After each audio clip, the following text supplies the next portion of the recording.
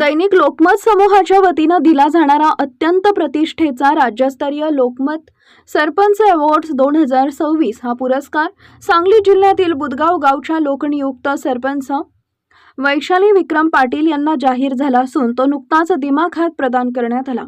मुंबई येथील यशवंतराव चव्हाण सेंटर हॉलमध्ये आयोजित एका भव्य आणि दिमाखदार सोहळ्यात महाराष्ट्र राज्याचे कृषी मंत्री माननीय दत्तामामा भरणे यांच्या शुभ हस्ते वैशाली पाटील यांना हा राज्यस्तरीय आदर्श सरपंच पुरस्कार, सन्मान पत्र व ट्रॉफी देऊन गौरवण्यात आले।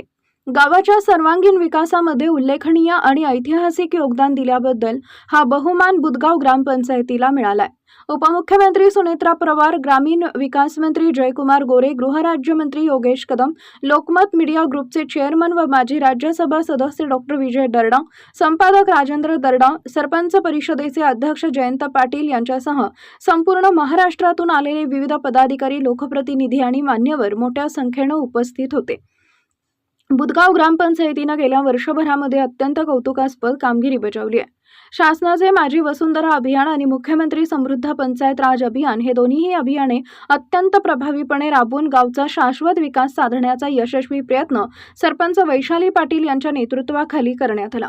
पर्यावरणपूरक उपक्रम, डिजिटल प्रशासन आणि उत्कृष्ट गाव व्यवस्थापन या त्रिसूत्रीच्या जोरावर बुदगावनं संपूर्ण राज्यात आपली एक वेगळी ओळख निर्माण केली असून त्याचीच प्रचिती या राज्यस्तरीय पुरस्काराच्या रूपाने मिळाली आहे। आपल्या भावना व्यक्त करताना सरपंच वैशाली विक्रम पाटील म्हणाल्या की हा पुरस्कार केवळ आमचा नसून संपूर्ण बुदगाव ग्रामस्थांच्या विश्वासाचे आणि सहकार्याचे फळ आहे।